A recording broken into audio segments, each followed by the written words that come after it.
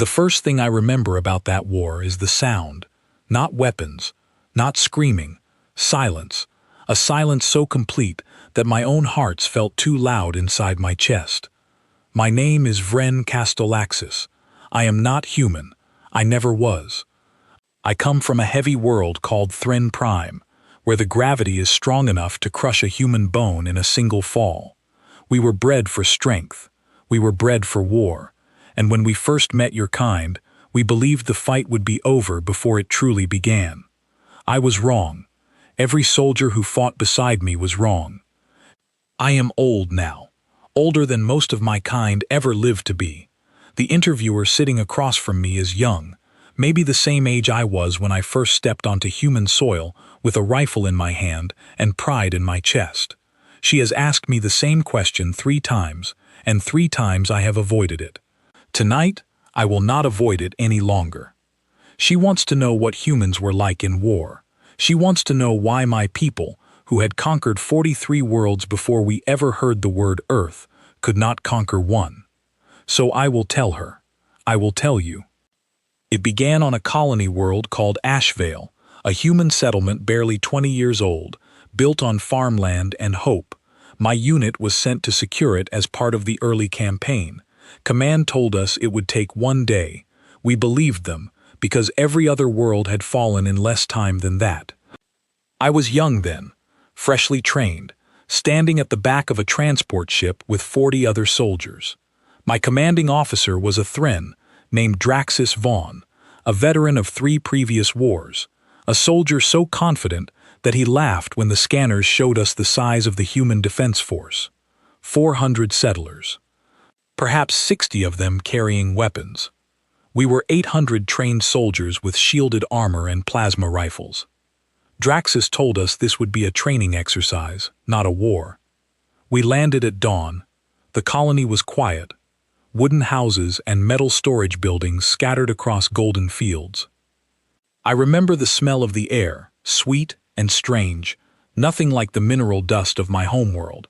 I remember thinking that this was a peaceful place, and peaceful places do not survive wars. We were told to expect no resistance for the first hour. We were wrong within the first 3 minutes.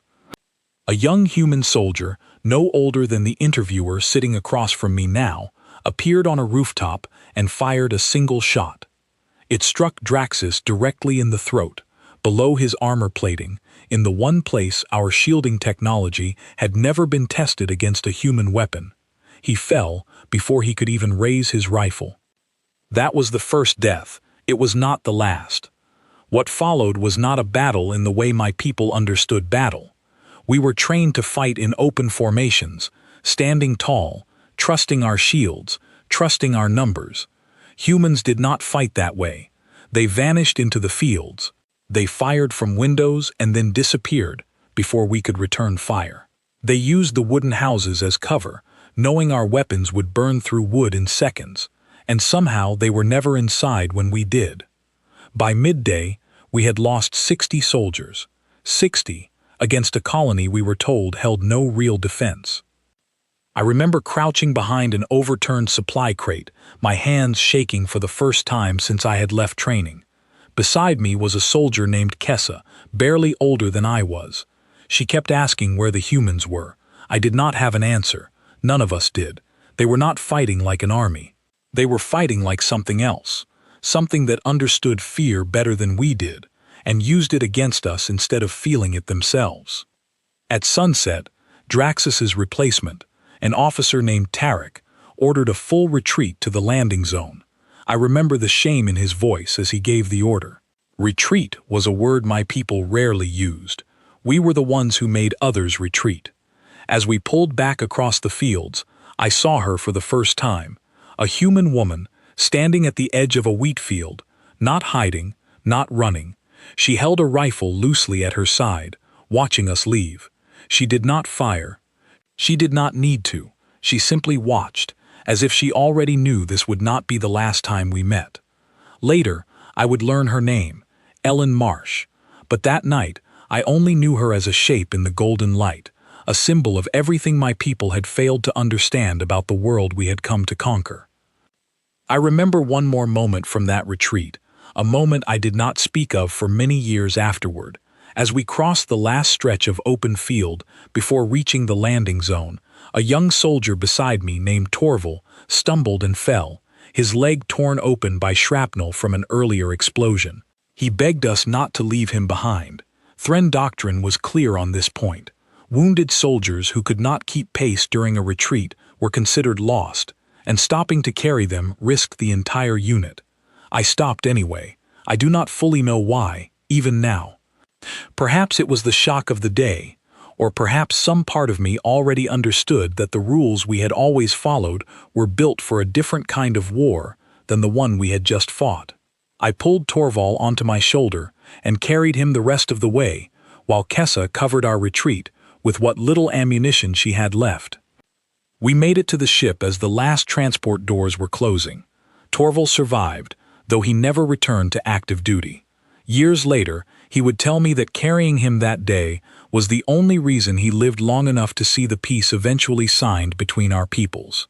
I did not think of it as an act of courage at the time. I thought of it only as refusing to let the day take one more thing from us than it already had. We returned to our ship with 200 fewer soldiers than we had landed with. Command was furious. They called it an anomaly, a strange defense by a single stubborn colony, nothing that would repeat itself on a larger scale. They were wrong about that too. Over the following months, I was sent to 3 more human settlements, each one smaller and less prepared than the last on paper, and each one costing us more than any battle we had fought against any other species in the galaxy. Humans did not have our technology. They did not have our numbers. What they had was something I did not have a word for yet. I remember a briefing where a Thren scientist tried to explain it using data. He showed us charts of human history. Wars fought against each other for thousands of years before we ever arrived. He said humans had never known a long period of peace, that conflict was woven into every part of their history, and that this had shaped something in them that our peaceful, orderly society could not match. I did not fully understand what he meant then. I understand it now. Humans did not fight because they were told to. They fought because they refused to stop. Every soldier we lost had underestimated that difference, and every soldier we lost after that had made the very same mistake, again and again, as if repeating the same error 100 times might somehow produce a different result. By the time I was transferred away from Ashvale, I had lost the certainty I arrived with. I no longer believed the war would be short. I no longer believed my strength alone would decide anything. I did not yet understand how much more there was to learn. I did not know that the woman in the wheat field would become the reason my people eventually feared the word human more than any weapon we had ever built. That fear did not come from cruelty. It came from something far more difficult to fight. It came from will, and the war had only just begun. In the weeks after Ashvale, I found myself unable to sleep the way I once had. My mind kept returning to the woman in the wheat field, standing perfectly still while we retreated, watching us the way a farmer might watch weather rolling in across the horizon, patient, certain, unafraid. I did not know her name yet. I did not know that our paths would cross again and again over the coming years, in places far from that golden field, under circumstances none of us could have predicted on that first terrible day. What I did know, even then, was that something fundamental about this war did not match anything my people had prepared for. We had studied dozens of species before ever setting foot on a human world, cataloging their weapons, their numbers, their technology, believing that these measurements alone could predict the outcome of any conflict. Humanity broke that formula entirely. Their strength could not be measured in the ways we understood strength, and that single truth would shape every battle that followed, long after Ashvale had become nothing more than the first entry in a much longer, much harder lesson. After Ashvale, I was reassigned to a unit stationed near a dense human territory called the Fenwick Valley, a region of thick forests and river towns that our maps had marked as low priority. Command believed the terrain was too difficult for large-scale settlement, which meant it was too difficult for large-scale defense as well. Once again, they were wrong, and once again, that mistake would be paid for in lives. I had changed since Ashvale.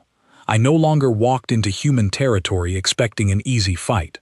I had learned to listen, to watch the tree lines, to notice when birds stopped calling. My new commanding officer, a Thren named Ovric Senel, had also fought on human worlds before, and unlike Draxus, he did not laugh at the size of the enemy force. He respected it, even before we landed. Ovric gathered us the night before deployment and told us something I have never forgotten. He said that humans do not need to defeat you in open combat to defeat you. They only need to make you doubt that you can win. Once doubt enters a soldier's mind, he said, the battle is already halfway lost. I thought about Draxus then, about his laughter before we landed on Ashvale, and I understood exactly what Ovric meant. The Fenwick Valley campaign began differently from Ashvale. There was no single shot, no immediate ambush. Instead, there was nothing. We moved through the forest for 2 full days without seeing a single human. Our scanners detected heat signatures, movement in the distance, but every time we approached, the signals vanished. It was as if the forest itself was empty, and yet every soldier in my unit could feel eyes on us the entire time. That silence was worse than any battle I had fought before. My people are not built for patience. We are built for direct confrontation, for strength meeting strength. The waiting wore on us in a way that combat never had. Soldiers who had fought bravely at Ashvale began flinching at falling leaves. Some refused to sleep, convinced that the moment they closed their eyes, the humans would appear. On the 3rd night, they did. I remember waking to the sound of a single whistle, high and thin, cutting through the darkness. Within seconds, the camp was under fire from 3 directions at once. Not a large force. Later, we would learn it was fewer than 30 humans against our 200. But they had studied our patrol patterns for 2 full days, learned exactly where our weakest points were, and struck all 3 at the same moment. I fought that night the way I had been trained to fight, standing my ground, trusting my shielding, firing at any movement I could identify. But identifying movement was almost impossible. The humans wore no bright colors, carried no banners, made no battle cries. They fired from cover, moved before we could return fire, and vanished into the trees before our scanners could lock onto them. By the time the sun rose, we had lost 43 soldiers. The humans, as far as we could determine, had lost only 4. In the hours after the ambush, I helped gather what remained of our fallen comrades, laying them out along the tree line while medics tended to the wounded. I remember kneeling beside a soldier named Rennick, someone I had trained alongside since our earliest days in the academy, and realizing that nothing in that training had prepared either of us for an enemy who could vanish so completely into the landscape itself. Rennick did not survive his wounds. I carried his identification tag back to the ship myself, a task usually reserved for close friends or family, because in that moment, every soldier who had survived the night felt like family in a way I had never experienced before the war. Ovric called it the most efficient defense he had ever witnessed from any species, human or otherwise. He was not exaggerating. My people had spent centuries developing weapons of overwhelming force, believing that raw power would always be the deciding factor in any war.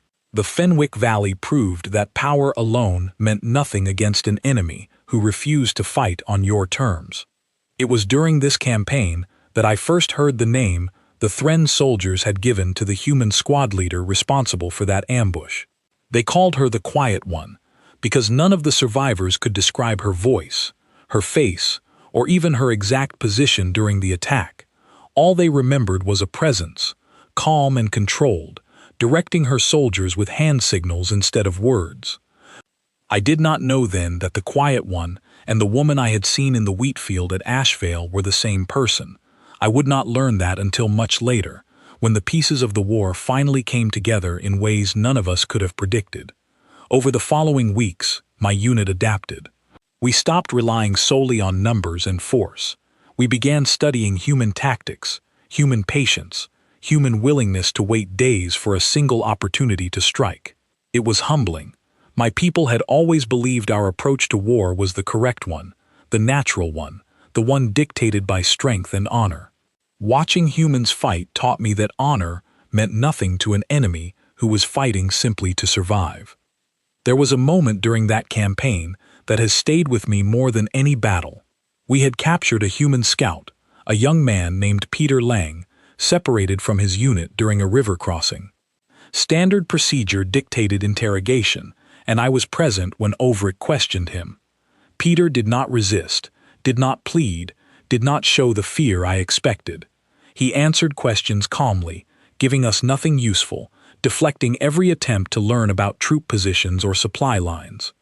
When Overick finally asked him why he was not afraid, Peter said something I did not understand until much later in the war. He said that fear only matters if you believe there is something left to lose. He said his people had already lost so much, in wars long before we arrived, that our arrival had simply become one more thing to endure. I did not understand the weight of those words then. I understand them now. There was a second exchange between us before he was returned to his own people. I asked him how a settlement so small had managed to train soldiers capable of executing an ambush as precise as the one that had killed 43 of my comrades. He told me that most of the fighters in that valley had never worn a uniform before the war began. They were farmers, engineers, teachers, people who had spent their lives building something rather than destroying it. He said that when the choice came down to losing everything they had built or learning to fight for it, the learning happened quickly, and it happened without the luxury of formal training academies or centuries of military doctrine. I asked him if he resented being forced into that choice. He shook his head slowly and said that resentment was a feeling for people who still believed the universe owed them fairness. He said his people had stopped expecting fairness a long time before we arrived, and that expecting nothing had made them very difficult to disappoint, and even more difficult to defeat. Peter was eventually exchanged in a prisoner rotation weeks later, and I never learned what became of him. But his words changed something in how I viewed the war. I began to see humans not as a primitive species clinging to survival, but as a species that had already survived worse than we could imagine, long before we ever arrived to test them. The Fenwick Valley campaign ended not in victory for either side, but in a standoff. Thren Command eventually withdrew forces from the region, citing unacceptable casualty rates for a territory of little strategic value. It was the first time I had heard my people admit, even indirectly, that a human force had made us retreat without a single major engagement in open ground. I carried that lesson with me into every mission that followed. I stopped underestimating silence. I stopped assuming that fewer numbers meant less danger. Most importantly, I stopped believing that my people's strength alone would decide the outcome of this war. Overick was reassigned shortly after Fenwick Valley, promoted for his caution rather than punished for his losses, which was unusual for Thren Command. Before he left, he told me something that I have repeated to myself many times since.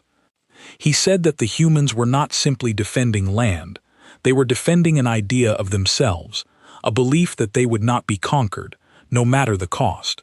He said that kind of belief was more dangerous than any weapon we had ever built, because weapons could be destroyed, but belief could not. I did not fully agree with him then. I believed there was still a way to break that belief, given enough force, enough time, enough pressure. It would take another campaign, one far more costly than Fenwick Valley, to teach me exactly how wrong that assumption was. In the months following Fenwick Valley, Thren Command began circulating a new set of tactical guidelines drawn from the failures of both Ashvale and the Forest Campaign. Soldiers were instructed to move in smaller groups, to avoid open ground whenever possible, and to treat any period of prolonged silence as a warning rather than a relief. It was the first time I had seen my people formally acknowledge, even in careful and guarded language, that the enemy we faced required a fundamentally different approach than any we had used before. I read those guidelines twice before my next deployment, and I remember thinking that they still did not go far enough. They addressed tactics, formations, patrol patterns, all the visible mechanics of how humans fought. They said nothing about why humans fought the way they did, and I had already begun to suspect that the why mattered more than anything a tactical manual could ever capture. Understanding a weapon tells you how to avoid it. Understanding a person's resolve tells you whether avoiding it will even be enough. That campaign was still ahead of me, but before it came, I would spend time on the other side of this war, not as a soldier, but as a prisoner, and what I learned there would change how I understood humanity more than any battle ever could. Being captured is not something any Thren soldier is trained for. Our doctrine teaches victory or death, nothing in between. Surrender is considered a failure so complete that many soldiers would rather fall in battle than face it. I never expected to become a prisoner. Yet 3 months after the Fenwick Valley campaign ended, that is exactly what happened to me. My unit had been sent to secure a supply route near a river town called Milbrook, a small human settlement that our intelligence reports described as undefended. By that point in the war, I had learned not to trust reports that promised easy victories, but orders were orders, and I followed them as I always had. We were ambushed less than an hour after landing. Unlike Fenwick Valley, this was not a quiet, patient trap. It was fast, coordinated, and overwhelming. Explosive charges destroyed our transport before we could even establish a perimeter. I remember the heat of the blast, the sound of metal tearing apart, and then nothing but darkness. I was in a small room with metal walls, my hands bound, my armor removed, and a human soldier standing guard near the door. My first thought was that I would be executed. Thren Command had told us for years that humans showed no mercy to captured soldiers, that surrender meant a slow and painful death. I waited for that death to come. It did not come. Instead, a woman entered the room carrying a medical kit.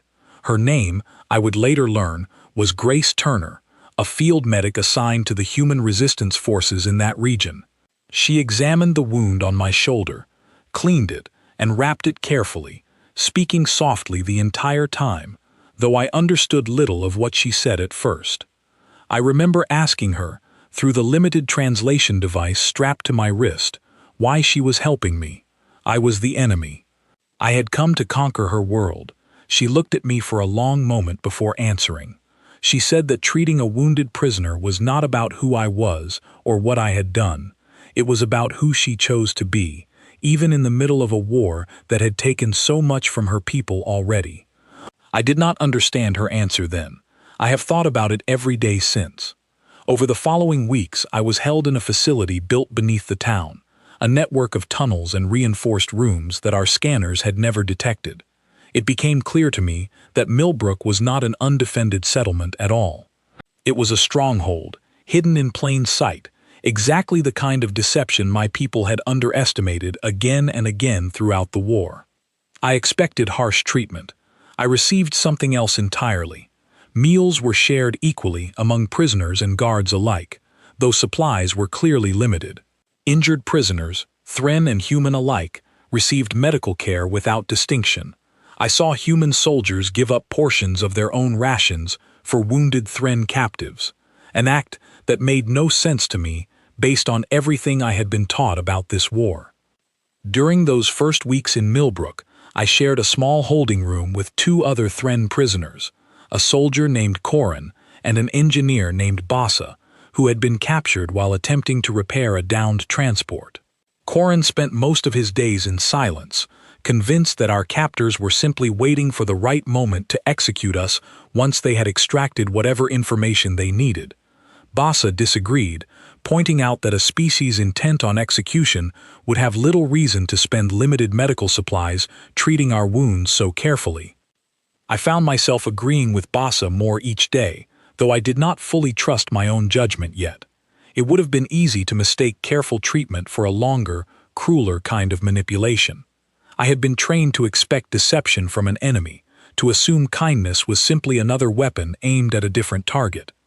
It took time, and many small moments that could not have been staged for our benefit, before I allowed myself to believe that what I was witnessing was simply how these people chose to treat those they had defeated. One evening, a human officer named Daniel Cole came to speak with me. He was younger than Ovric had been, but carried himself with the same quiet authority. He did not ask me military questions.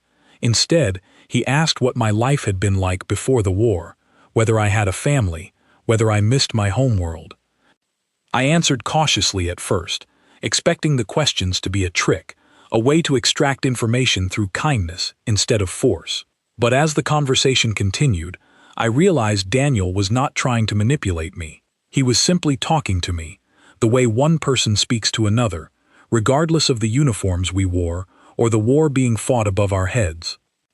Daniel told me about his own life, about growing up in a world that had known conflict for generations before the Thren ever arrived. He spoke of wars fought between humans, over land, over resources, over beliefs that seemed small compared to the scale of our interstellar war, yet had shaped his people just as deeply.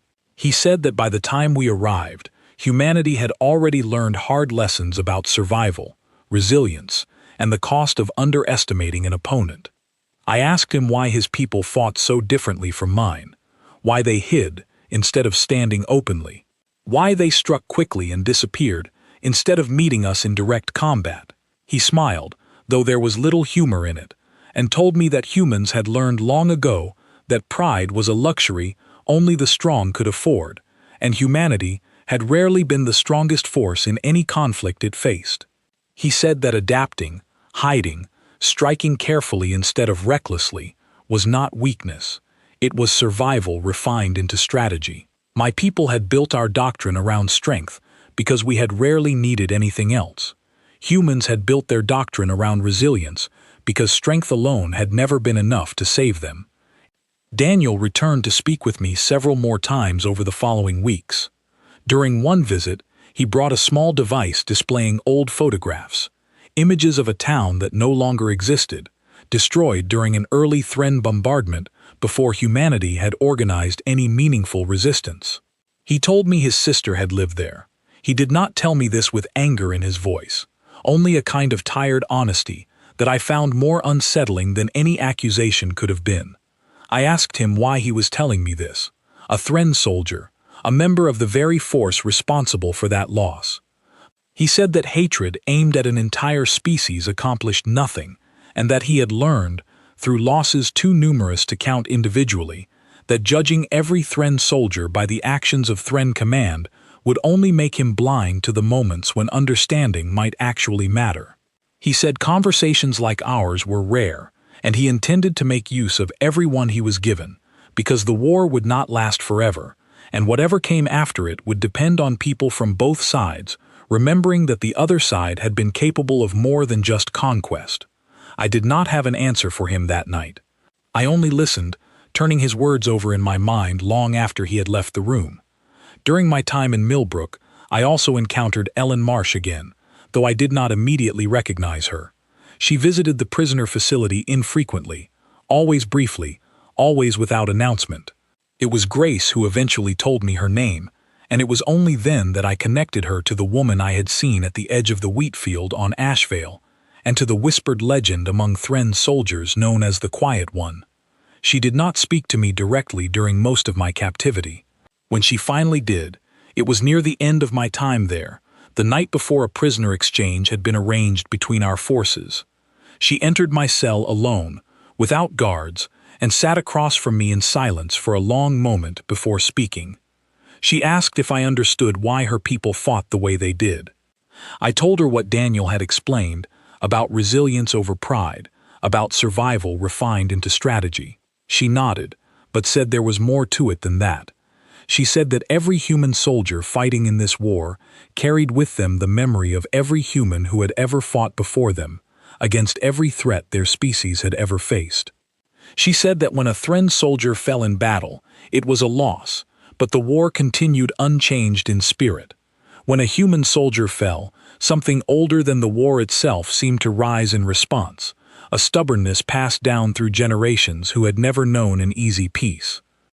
I asked her if she hated us, if she hated me, for what my people had done to her world. She was quiet for a long time before answering. She said hatred was a weight she could not afford to carry into every battle. She fought because she had to, not because she wanted vengeance. She said the moment humanity's fight became about hatred instead of survival, they would lose whatever made them dangerous in the first place. That conversation changed something fundamental in how I understood this war. I had spent years believing my people were fighting a species driven by primitive aggression, a species that would eventually break under enough pressure, enough loss, enough force. Ellen Marsh proved to me, in a single quiet conversation, that humanity's strength had never come from aggression at all. It came from an unbreakable refusal to accept defeat, tempered by a discipline that many Thren soldiers, myself included, had completely failed to recognize. The following morning, I was part of a prisoner exchange conducted at a neutral border point between human and Thren territory. As I was escorted toward the transport that would return me to my own forces, I looked back one final time.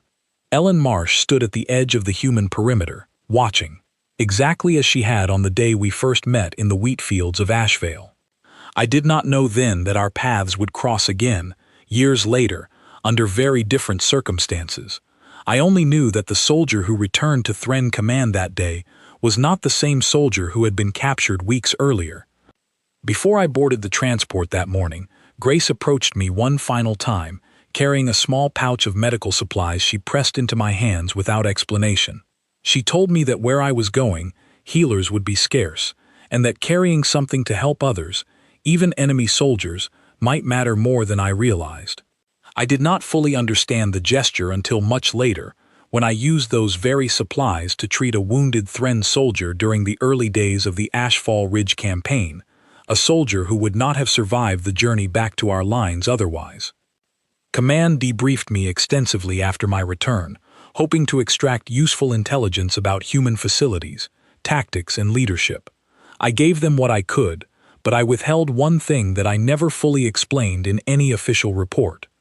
I withheld the truth about what humanity's resilience actually meant, because I knew, even then, that my superiors were not prepared to hear it. They wanted an enemy that could be broken through overwhelming force.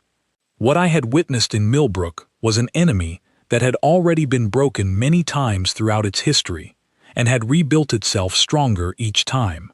That was not a weakness to exploit. It was a warning that our entire strategy for this war was built on a fundamental misunderstanding. I returned to active duty 3 weeks later, assigned to a new unit preparing for what Thren Command believed would be the final, decisive campaign of the war. They called it Ashfall Ridge. None of us understood yet how accurately that name would describe what was about to happen. Ashfall Ridge was not a colony or a settlement.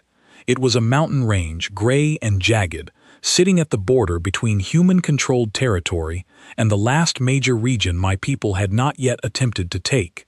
Thren Command believed that capturing this ridge would break the human resistance permanently, cutting off their supply routes and forcing a surrender within weeks. I had learned enough by then not to trust such confident predictions. Yet orders were orders, and this time, the scale of the operation was unlike anything I had seen before. 12,000 Thren soldiers were committed to the campaign, supported by heavy armor and aerial support far beyond anything used at Ashvale or Fenwick Valley. Command believed that overwhelming force, applied all at once, would finally end humanity's ability to resist. I remember standing on the deck of our carrier ship as it approached the ridge, watching hundreds of smaller transports descend toward the mountains below. For the first time since the war began, I felt something close to the confidence I had carried on my very first deployment. Perhaps, I thought, this really would be enough. The ground campaign began at first light. Our forces landed across a wide front, spreading out across the ridge in a formation designed to prevent any single ambush from crippling our advance. Unlike previous campaigns, we moved carefully, using the lessons learned from Fenwick Valley and Milbrook. We advanced in smaller groups, watched our surroundings closely, and avoided obvious choke points. For the first 2 days, resistance was lighter than expected. Small skirmishes, quick retreats, minor losses on both sides. Thren Command grew confident that our new tactics were finally working, that we had adapted enough to overcome the disadvantages that had plagued us throughout the war. I did not share that confidence. The lightness of the resistance felt deliberate, almost rehearsed, as though we were being guided rather than opposed. I mentioned this concern to my new commanding officer, a Thren named Corvin Ash, during a brief rest period on the second night. He listened carefully, having also fought against humans before, and agreed that something felt wrong about how easily we were advancing. During the second night, I walked the perimeter of our camp alongside a young soldier named Henry Voss, a human liaison assigned to advise Thren forces on terrain we did not fully understand. Command had begun accepting limited cooperation from human factions who had grown weary of the wider war and hoped that assisting our advance in this one region might hasten an eventual peace. Henry was quiet most of that walk, scanning the tree line with an unease I had come to recognize in soldiers who sensed danger their instruments could not yet confirm. He told me that something about the terrain felt wrong, that the passes we had been advancing through were too convenient, too easily traveled for a mountain range this difficult. I asked him what he thought it meant. He said that in his experience, ground that gave itself up this easily was usually ground someone wanted you standing on. I relayed his concerns to Corvin that night, but with our advance proceeding ahead of schedule and casualties remaining low, Command was reluctant to slow our momentum based on the instincts of a single liaison, however experienced he claimed to be. On the third day we understood why. The human resistance had not been retreating from us. They had been drawing us deeper into the mountains, away from our supply lines, toward terrain that favored ambush over open combat. By midday, 3 separate Thren columns, including my own, found themselves cut off from resupply, surrounded on higher ground by human forces who had clearly planned this operation for months, perhaps longer. The battle that followed was unlike anything I had experienced in this war. It was not quick or quiet. It was sustained, brutal, and relentless, stretching across nearly 2 full days without meaningful pause. Human forces used the terrain against us at every opportunity, collapsing narrow passes with explosive charges, forcing our armored units into positions where their size became a liability rather than an advantage. I fought alongside Corvin through most of that battle, watching soldiers around us fall in numbers I had never witnessed before. Yet even as our losses mounted, something else became clear to me. The human forces were not fighting recklessly. Every action was calculated, every retreat purposeful, every strike aimed at the weakest point in our formation rather than the strongest. At one point during the second day, our unit was pushed back into a narrow canyon, cut off from the rest of our forces. Corvin mortared a defensive position, believing reinforcements would arrive within hours. They did not arrive in time. Instead, a small human unit, no more than 20 soldiers, launched a coordinated assault against our position, using captured Thren equipment against us, weapons and shielding technology they had recovered from earlier battles throughout the war. I remember the shock of seeing our own plasma rifles turned against us, wielded by soldiers who had clearly studied our technology as carefully as we should have studied their tactics. It was during this assault that I saw Ellen Marsh for the third time, leading that unit directly, moving through the canyon with the same calm precision I had witnessed in Milbrook. She did not recognize me at first, covered as I was in dust and debris from the ongoing battle. It was only when our eyes met briefly across the canyon that I saw a flicker of recognition pass through her expression. She did not hesitate in her duty, nor did I expect her to. But in that brief moment, something passed between us that went beyond the roles we had been assigned in this war. During the fighting in that canyon, I watched a young Thren soldier named Fenwick try to hold a narrow choke point alone after the rest of our line had been pushed back. He was barely out of training, assigned to my unit only weeks earlier, and he fought with a kind of desperate bravery that reminded me painfully of myself on that very first day at Ashvale. He held the position longer than anyone expected, buying precious minutes for the wounded to be pulled back toward cover, before a well-placed shot ended his resistance entirely. I could not reach him in time to pull him to safety, and there was no opportunity to carry him the way I had once carried Torval across the fields of Ashvale. I have thought of Fenwick often in the years since, a reminder that even as I had grown to understand and even respect the resolve of the humans we fought, the cost of that understanding had never stopped being paid in the lives of soldiers under my command, soldiers who trusted me to bring them home. Corvin was wounded severely during that assault, forcing command of our remaining soldiers onto me. I made a decision that many of my comrades did not agree with. Rather than continuing to fight for a position we could not hold, I ordered a controlled withdrawal, prioritizing the survival of the soldiers still under my command over the pride of holding ground that had already cost us too much. It was the first time in my career that I placed survival above victory, a choice that went against everything my people had trained me to believe. Yet as I watched my remaining soldiers reach safety, I understood, perhaps for the first time, the lesson that Peter Lang had tried to teach me months earlier in Fenwick Valley. Survival was not weakness. It was its own form of strength, one my people had never fully respected until that battle forced us to. By the time reinforcements finally broke through to relieve the surrounded columns, Ashfall Ridge had cost my people nearly 4,000 soldiers, the highest single campaign loss of the entire war. Human losses, though significant, were far smaller in comparison, a ratio that shattered any remaining confidence within Thren Command that overwhelming force alone could secure victory. The ridge itself was never fully captured. Thren forces held a portion of the eastern slopes, while human resistance maintained control over the western mountains and the vital passes connecting their remaining territories. It was, in the truest sense, a stalemate, but a stalemate that carried enormous psychological weight for both sides. For my people, Ashfall Ridge marked the moment the war stopped being seen as a campaign of eventual inevitable conquest.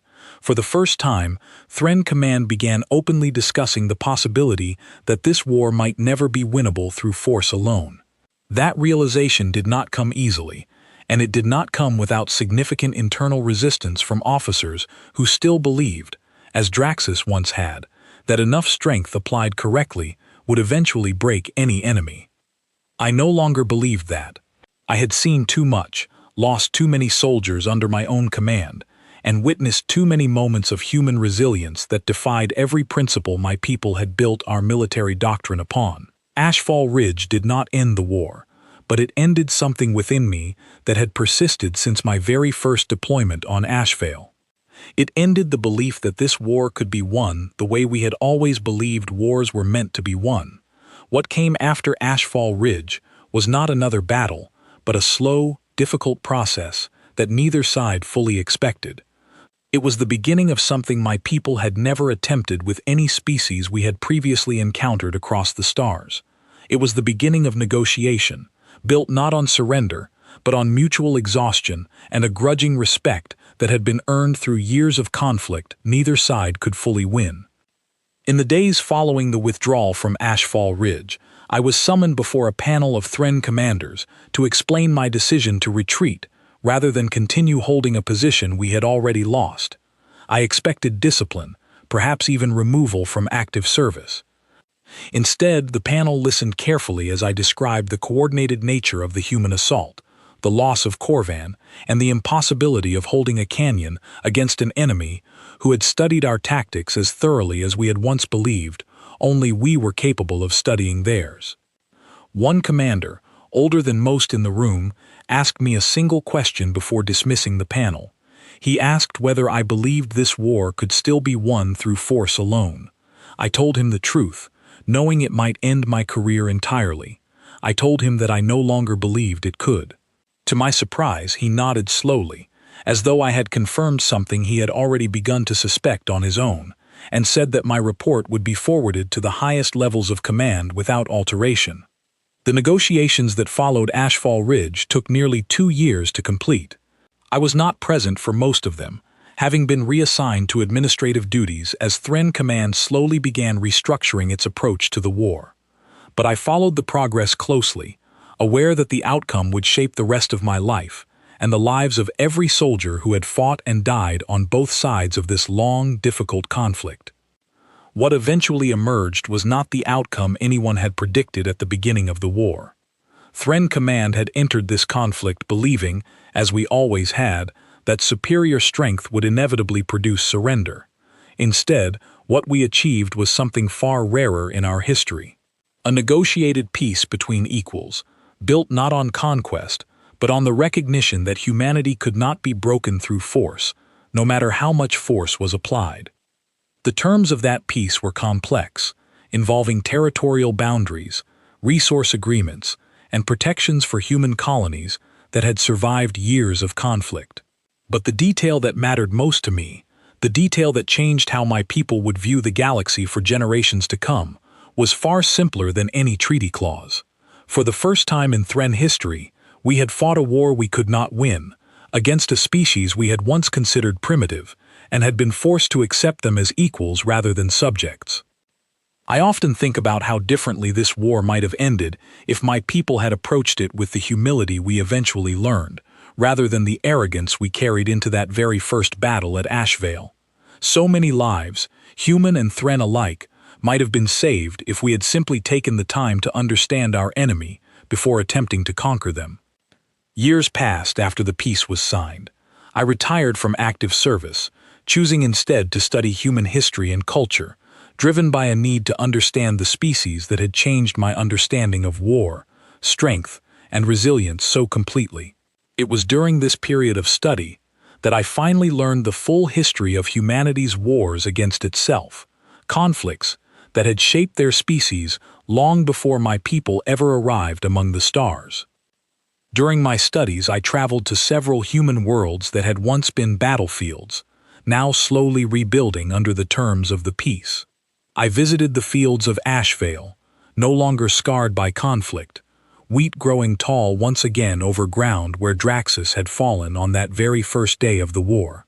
I spoke with descendants of settlers who had lived through the fighting, people who carried stories passed down from parents and grandparents about the strange, overwhelming enemy that had once threatened everything they had built. None of them spoke with the hatred I once expected humanity to carry toward my people. Some spoke with caution, others with quiet curiosity, and a few, surprisingly, with something close to sympathy, understanding that the soldiers sent to conquer their world had themselves been shaped by a culture that valued conquest above almost everything else. That sympathy taught me as much about humanity's resilience as any battlefield ever had. A species capable of extending understanding to a former enemy, so soon after so much loss, possessed a strength that had nothing to do with weapons or numbers at all. I learned that humanity had survived plagues that killed millions, conflicts that spanned generations, and periods of hardship that would have broken many other species entirely. Yet each time, they had rebuilt, adapted, and continued forward, carrying forward lessons that had been paid for in tremendous loss. When my people arrived, expecting to conquer a young and inexperienced species, we had instead encountered a species that had already survived challenges far greater than anything we could have imagined. It was during this period, nearly a decade after the war's official end, that I finally met Ellen Marsh again, this time not on a battlefield, but at a memorial ceremony held on neutral ground between our territories. The ceremony honored soldiers from both sides who had fallen during the long conflict, a gesture that would have been unthinkable during the earliest years of the war. She was older now, as was I, the years having softened some of the sharpness I remembered from our previous encounters. We spoke for the first time not as enemies, but as two people who had survived something neither of us fully understood while we were living through it. She told me that she had heard about my decision at Ashfall Ridge, the choice to withdraw rather than continue fighting for ground that could not be held. She said that decision had been discussed among human commanders as a turning point, a sign that at least some Thren soldiers had begun to understand that survival mattered more than pride. I told her about my time in Milbrook, about Grace Turner's kindness, about Daniel Cole's willingness to speak with me, not as a prisoner, but as a person. I told her that those conversations had changed how I understood her species more than any battle ever could. She told me that Grace still practiced medicine, now training a new generation of physicians in a rebuilt hospital not far from where Milbrook once stood hidden beneath the town. She told me that Daniel had entered public service after the war, working to help resettle communities displaced during the fighting, a task he approached with the same quiet patience he had once shown a frightened Thren prisoner years earlier. Hearing that the people who had shaped my understanding of humanity so profoundly had gone on to build rather than simply survive gave me a comfort I had not expected to feel that day. I asked her about Farrick, the young soldier I had watched fall in the canyon at Ashfall Ridge, whether the unit she led that day had known his name, had understood anything about the boy behind the uniform he wore. She admitted they had not, that in the chaos of that battle, he had been only another obstacle standing between her soldiers and the pass they needed to hold. She said she was sorry to hear it now, sorry in the way that soldiers on both sides of any war eventually become sorry, once the fighting has ended and the names finally attach themselves to the losses. We stood together in silence for a while after that, two old soldiers who had spent years trying to destroy everything the other represented, now sharing nothing more dangerous between us than memory and regret. She smiled, though there was a weariness in it that spoke to everything the war had cost her people. She said that humanity had never wanted this war, had never sought conflict with a species capable of the destruction my people had brought to their worlds. But she said that when conflict found them, as it always seemed to throughout their history, they had learned long ago that the only way through it was to endure, adapt, and refuse to be broken. I asked her what she thought the lasting legacy of this war would be, now that peace had finally settled between our peoples. She thought for a long moment before answering. She said that the greatest legacy of this war was not the territory gained or lost, nor the treaties signed, nor even the lives remembered at ceremonies like the one we stood at that day. She said the greatest legacy was the lesson both our species had learned about the true nature of strength. My people had entered this war believing that strength was measured in size, in weapons, in numbers. Humanity had shown us that true strength was measured in resilience, in the refusal to surrender identity even when facing overwhelming odds. That lesson, she said, would shape both our species for generations to come, long after every soldier who fought in this war had passed from memory into history. I have carried her words with me ever since that conversation. In the years that followed, Thren military doctrine was rewritten entirely, incorporating lessons learned from humanity's approach to conflict, patience, adaptability, and a willingness to prioritize survival over reckless pride. Our understanding of the galaxy itself changed as well, as we began to recognize that strength could not always be measured through the traditional standards we had relied upon for centuries. Humanity, in turn, earned something they had not possessed before this war began: a recognized place among the wider galactic community, not through conquest, but through the simple, undeniable fact that they could not be conquered. Other species who had watched this war unfold from a distance began approaching humanity not with the caution reserved for a weak, primitive people, but with the respect given to a species that had proven, beyond any doubt, that their will to survive could not be broken by any force, no matter how overwhelming. I think often about Torval, the young soldier I carried from the fields of Ashvale on the very first day of this war. He visited me once, many years later, bringing with him his own daughter, born long after the fighting had ended, in a galaxy reshaped entirely by the peace humanity had forced my people to accept. He told his daughter the story of that retreat, though he was careful to leave out the parts he thought too frightening for a child to hear. She asked me directly, in the blunt way that only children seem capable of, whether I had been scared that day. I told her the truth. I told her I had been more afraid than I had ever been in my life, and that the fear had never fully left me throughout the entire war, only changed shape as I came to understand what I was truly afraid of. I am an old soldier now, sitting across from a young interviewer who has asked me to relive memories I spent many years trying to forget. She asks me one final question before we conclude, the same question so many have asked me since the war's end. She wants to know what frightened me most during all those years of conflict against humanity.